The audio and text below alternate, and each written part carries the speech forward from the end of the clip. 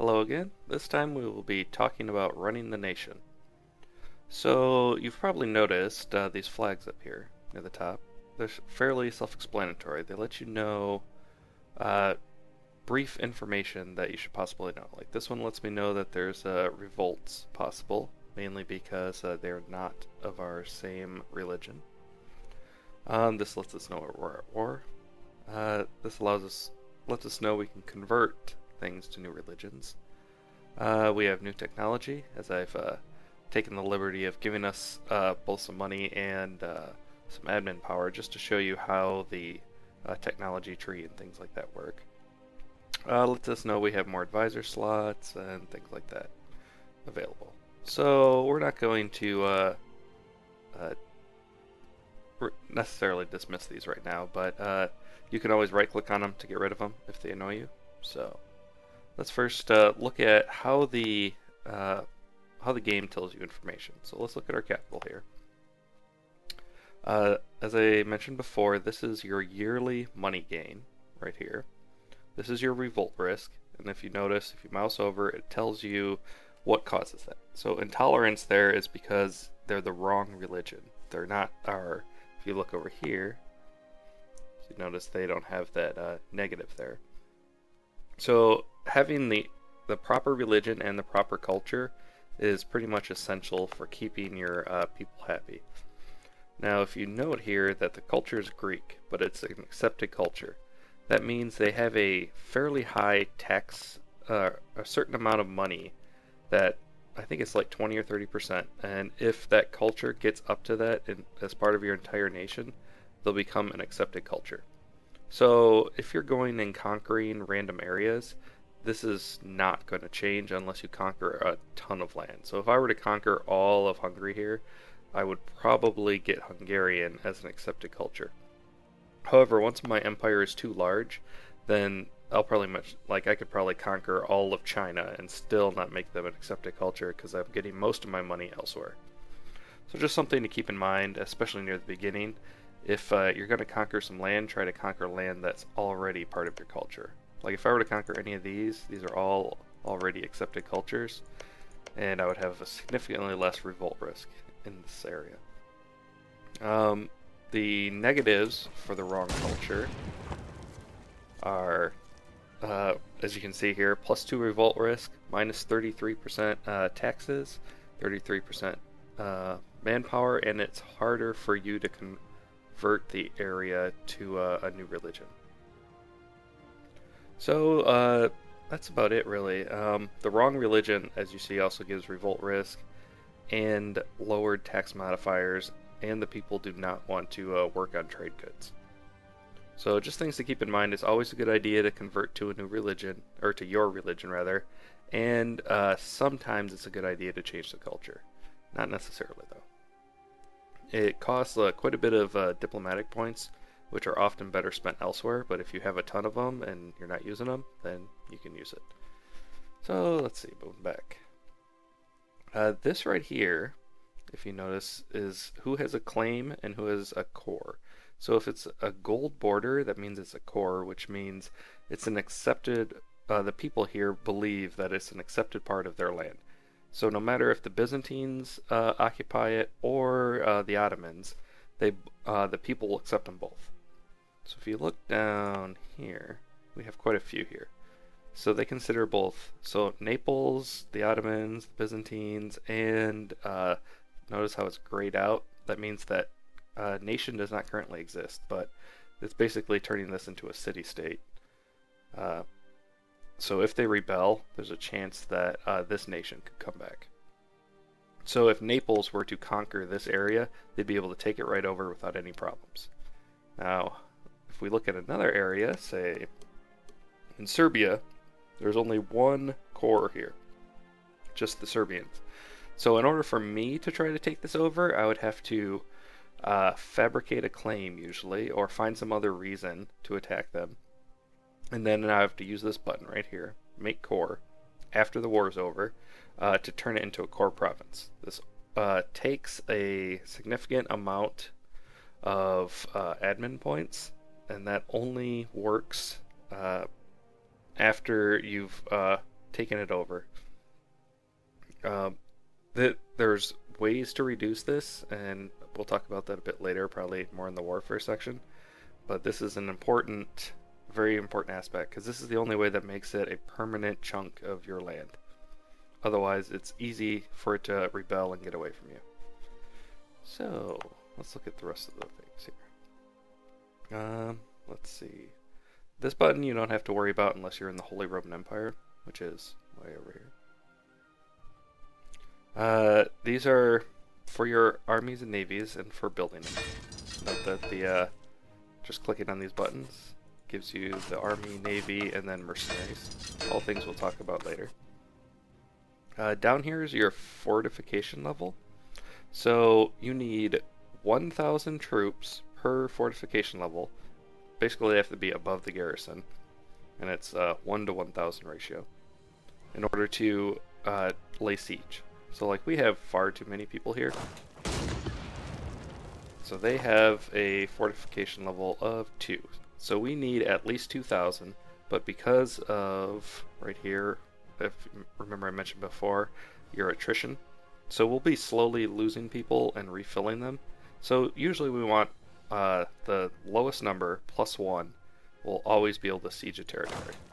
It's the slowest way to do it, but it still works. If we click on create new unit, we can add 3,000 and select the bigger unit here, and we can now move them out to the area. And then now we'll have many less people taking attrition here. So the whole point of having the minimum amount is just that a lot less people will be lost each month, and then you're able to keep your manpower up high. Okay, moving back. So speaking of manpower, this is how many people you get per, I think it's per year. Yep, per year. This is your supply limit, which we'll talk more about in the military aspect, but if you notice, an inland area has a significantly smaller supply limit. This is how many troops can be in that area without taking attrition damage. Basically, if they're having to live off the land and make the peasants feed them, this is the number. It's smaller in enemy territories. And also in enemy territories, you'll always take some attrition damage all the time. And then max attrition is the maximum amount you can have. So if you're at a frozen wasteland, notice the higher values. As you get, let's see, is there an Arctic?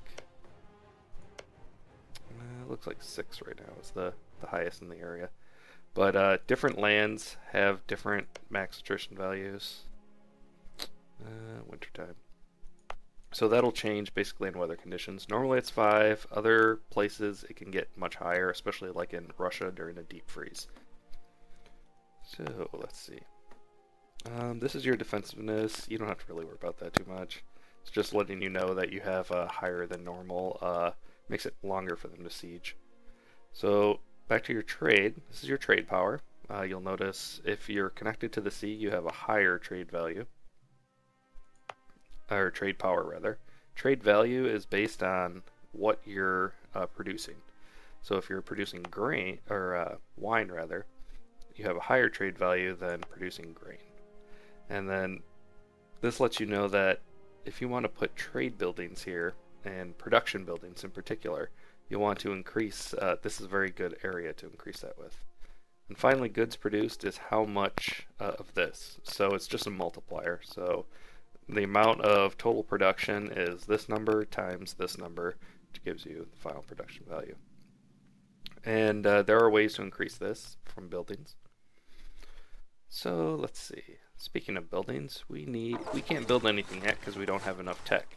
Luckily, we have enough points. So let's go back up here. And we'll start with technology. So as I mentioned before, this bar will fill up as you get more points, and then if you mouse over it, it'll tell you how much we need. So we need 748 admin power to research this tech, which we have more than enough. So that gave us an idea group, which we'll be back very shortly to look at. Next is marketplaces and docks. And military. So if you note, this increases our land morale, which is very important, and gives us some tactics, which reduces the amount of damage we take. So let's go to ideas, the next one. Ideas, as I mentioned before, are ways to change your country and then turn it towards a specific ideal. So for example, if we want to be a major power here in the Mediterranean, we could take naval ideas to have the largest navy. If we wanted to make our troops more powerful, we could take offensive or defensive. Both increase the strength of your military, though one is obviously focused to different things. And note this little light bulb here, it gives you an extra special ability if you fill out the entire tree. So this is Force March, which lets your troops move across the map much faster, which is very useful for if you have a very large nation such as Russia or the Ottomans even. It also lets you catch up to fleeing troops much faster too, which is also very useful. And over here are the admin. So like religious ideas is very useful for converting lands to our religion. We probably don't really need that right now because if we have a high piety, it also makes it easier for us to do this. Economic gives us a lot more money and also reduces inflation, which is useful if you have a gold mine. And expansion is useful for going to the New World. Actually, expansion's more for if you have both of these, it's very useful, but if you're the Russians, you can just take expansion, whereas if you're an explorer over the sea, you'll want exploration ideas. And administration is nice because you can lower the core recreation cost here, which is very useful for conquering lands. It requires less manpower to core an area, and it takes less time. And innovative is always nice because it reduces your tradition decay here, which we'll get a bit more in the military. But you have to, basically your armies stay better for longer. So we'll take offensive. So if you notice here, there's extra ideas. So these ideas are all unique to your own nation. So just for existing, we have 5% more discipline, which means our troops do straight up more damage all the time, which is very useful. And we have 33% core creation costs, which is basically it makes us an easy to expand our empire, much easier. So these are all very, very good. That's why the Ottomans are one of the best nations in the game, if you want to try to conquer large amounts of land.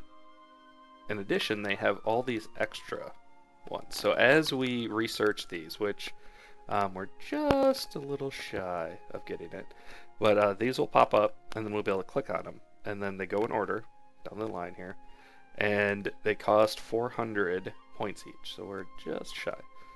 And every time we get one of these, we also add, so it takes 3 ideas to unlock one of these. So every 3 ideas, we can get one of these extra things. So what this does, if you notice, is the tolerance of heathens. It allows us to basically ignore the negative penalty to rebellion in this area. Makes it much less likely for them to rebel. And increases our religious unity, which you'll see right down here. So, and higher religious unity makes it less likely for religious rebels and things like that. Maybe, actually, right there you can see what the issue is. So, that's it for ideas. You can always click on the next one to just take a look at them to try to figure out what you want to move next. So the whole point of this is, do you want to spend 400 points here, or do you want to save up your military power to get the next military tech? Military tech is very important. If you're even a couple points behind, you will your enemies, you'll find that it's very difficult sometimes to win battles, especially if there's a morale increase, and even a supply limit increase too. However, if you are fully decked out in both, like for example, offensive and defense, you are way more powerful than a nation that has neither of those. So you have to think about how you want to juggle that. Up to you. And some nations, like if you're playing, say, Portugal, you don't have to deal with any of that. You can just go straight up. Let's go back to it. You could just go up straight up exploration, trade, naval, economic. I mean, religious. Whatever you want to do. But you don't have to deal with any of these because as long as you keep friendly with Spain and maybe Great Britain or somebody like that, no one will probably attack you, and you can just keep expanding over the map. So, missions. Missions are all about a direction to take your nation. Sometimes they are completely worthless. Like they'll say, attack so-and-so, and you really don't have any plans to attack them. So you can just ignore them, or you can take one. If you take one, they'll give you certain special things. So like this one, this gives us a claim on Constantinople. So if you notice right now, Constantinople is owned by the Byzantines. No one else has a claim on it. However, if we take this mission, which we will, we now get the Conquest Caucasus Valley. And if you notice here, notice the green outline. This means we have a claim. So we don't officially own this. However, the rest of the world knows that for whatever reason, we have some sort of legitimate claim on this area. So when we do take it over, it'll cost 25% less when we core it. So fabricating claims on chunks of land is almost always a good idea, if only for the cost. However, if you have no other form of Caucasus Belly, this is the most common one, is to just get a claim. And sometimes missions will give you that, and sometimes you'll have to use your diplomats to fabricate claims. However, people do not like that if you get caught. So, let's see. Policies, we don't have the tech level for any of this yet, or the, like usually if you fill out 2 trees, so if I fill out all offensive and then say all defensive, I would get a few policies that I could look at. Right now, we don't have a high enough tech level for that. So what policies do is they give you your nation a permanent bonus for as long as the policy is in effect. However, it costs 1 per month of either admin, diplomatic, or military power. So if you have a lot of these, it's a good idea to take it, especially if it's a very useful buff. Or otherwise, though, you might start running short on this if you have a very crappy king and no other bonuses. So national decisions are, so these you can cancel later. These are permanent for the rest of the game. There's no way to, I don't think there's any way to get rid of them. So if you notice, this gives us 10% more manpower, but we get 1 more revolt risk.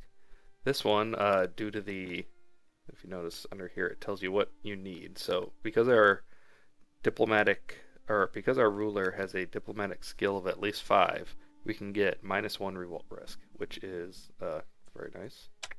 So we'll take that. And these are all other ones we can do. Unify Islam is a very high-end one, which notice it requires owning most of the Muslim world here. So it's like a lot of this area. And I don't remember if you need Rome too or not. No, but I think you do need some areas in like southern Castile here. So it's a more of a late game thing, but it's a fun little challenge to do with the Ottomans, because they are actually in a position to do that fairly easily. And these are all of the rest of ones. You notice you'll need a stability of at least 1, which we'll get shortly. And that gives us better taxes and etc. etc. So moving on to stability. As I mentioned before, this is your war exhaustion.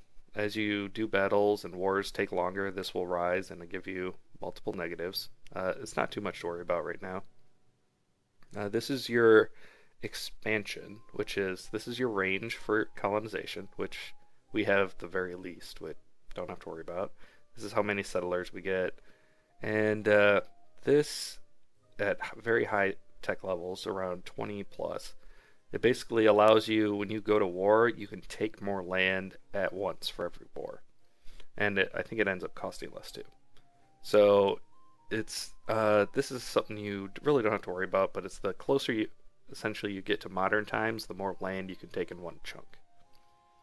And this is your stability, which is very important, just kind of hidden here. As I mentioned before, normally you want it at least 1, which we will do. So this +1 here gives us some bonuses. Notice 5% more taxes, which are very nice. Increases our missionary strength and our goods and quite a few other things. Normally you want to keep it at least +1 at all times. You can also move it up to +3, but it takes a lot of admin power to do that. And there are quite a few events in the game. If you notice, it costs 50% more now to raise it up. And your religious unity increases it as well. So the less your religious unity is, the more expensive it is to increase your stability. So that's another reason to try to convert all your provinces. So to try to get it from 2 to 3 is much more expensive than from 0 to 1. So that's why I say normally keep it at 1 at all times, because there are random events in the game that will lower this. But there are also random events that will increase it. So it's up to you how you want to do that. And this finally shows you the rebels, and we don't really have much in the rebels now. Moving on to religion. This tolerance level shows us that if a land, such as Izmir here, is of the same religion as we are, we get a bonus 5 to our stability in that area, or a revolt risk rather. So that's very good. This lets us know about heretics, which are like over here in Persia. They're Shiite. So they have. So if we were to conquer their land, we'd have a -1 to our. So basically, they'll get a +1 revolt risk here. And then for heathens, which are basically anyone that's not in any way related to your religion, it's +2. So the base value is 3, but because we have 100% legitimacy, it gives us, it subtracts 1 from that, so it's only -2. And here are all the lands. So if you notice way down here, this land, for example, we can't convert at all right now. It would take far too long. So how this is calculated for this time is based on how much the province is worth. So if we look at our tax value here, so this is a 2, so it takes 45 months. Now if we go to Thessaly here, they have a 7 tax value, which is, if you remember, we can't ever convert this, simply because if you add up the positives and the negatives here, it'll never end up matching up. So there's certain ways we can get around this. We can hire an advisor to increase our missionary strength. So now if we look at this, it's going to take us 59 months. And over here, it'll take us 23 months now. So the time is significantly changes based on your missionary strength. We can also, if we go back to religion, if we increase our piety here, which is caused by declaring war on heathens, more or less, that'll increase it. Also, there are certain decisions, random events, that will increase this as well. It makes it much easier. Now, on the other end of the piety, if you have less piety, notice you get more money, technology costs less, and more manpower. So, if you're in an expansionist phase and you want to declare war a lot, having a high piety is very useful. If you want to build up your tech and just soak up some money for a while, it's much better to have low piety. So, this is only for Muslim nations. And finally, the Defender of the Faith allows you, essentially, if somebody declares war, a heathen nation rather, declares war, you get to, they can ask you for help, more or less. But in addition, you get an additional missionary, more morale for your armies, less war exhaustion, and more prestige. And then your technologies cost a little bit more. So this is actually fairly useful, but at the same time, I mean, we know that Spain is going to be at war with other nations here, and they'll drag us into war, and It's not really anything we need to deal with right now, but it's nice for a little boost. And this is your military tree, which we won't really be dealing with right now. So back to provinces. Now we have some tech. So let's look at our buildings. This is mainly dealing with giving you more money to your base income. So if you're in a place, say Thessaly here, it's extremely useful to increase the government here to give you just straight up more money. Anything that's really higher than +6, or 6 or above rather, you can get some nice money out of increasing these government buildings. Next is your military, which increases your manpower and then the amount of time it takes to build troops. You normally want to try to congregate this somewhere. So you want to find places with good manpower, which that is not. That is, actually. But they have grapes, so I don't really want to do that there. Oh, here we go. This is a little better. They also have a high tax value. Unfortunately, you're going to find a lot of these high manpower is also high tax value, which goes with, it's basically a very populated area.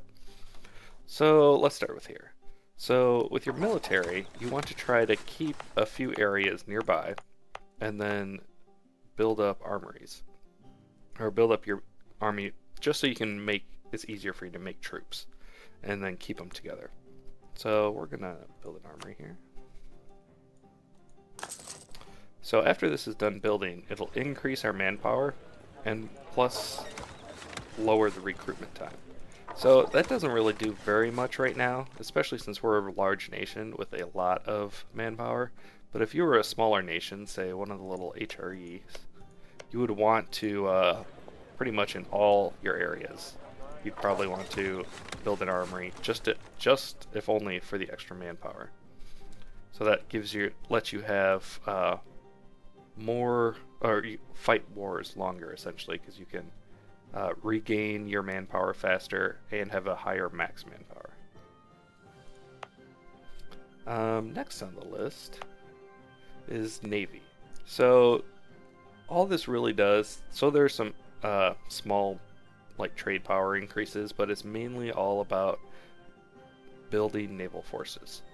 So you, unlike the military, there's no extra anything for naval forces. So you essentially, the best place to build these naval forces are in areas where you have nowhere else to put it. So notice this is a very low-end province. Has a 2. Albania, for example, has a 1. Some of these other ones, most of these are all fairly nice. But well, that one's pretty crappy. So it needs to be on the shore, obviously, and essentially give it to an area that you're not going to really be building anywhere else, and that's where you should build any naval areas. If you also note, it costs both money and either one of the 10 of these points. And then the higher ones, I think they all cost 10, but they cost more money. So let's build some docks there. Next up is production, which we don't have the technology for any of them. But these are all about increasing the amount of goods you produce. So they're best put in places with high trade value. So if you look down here at the trade value, grapes are probably the highest trade value you have right now. Cloth is pretty close. But grain is almost a whole 1 less. So, and even copper's not very good. So if you're going to increase your trade here, or your production rather, you'll want to do it in a place with high trade value, and you can increase it right there. Note, even if you find a place with a good trade value, make sure that the religion is yours, or as close as possible, and the culture as well, to get the most out of making the food, or making the trade value. In addition, notice the little button down here, once your tech level is high enough, so notice this requires a diplomatic technology of 20, you can build this for 500, if you go up here, and it doubles the production in the area, or +1. So it adds, you start at 1, and then it gives you another one. So it's essentially doubling it. and that's your base value. It doubles. So you get twice as much out of this. So it's very useful for high-end goods, not so useful for low-end goods like grain. However, it does, the amount of goods you produce also increases your manpower. So it is fairly useful to put one of these in an area where you plan to have a lot of army buildings, because that'll increase your manpower quite a bit. Back to buildings. Trade. So trade buildings are all about increasing your local trade power. So if you notice, we are at 1.8 now.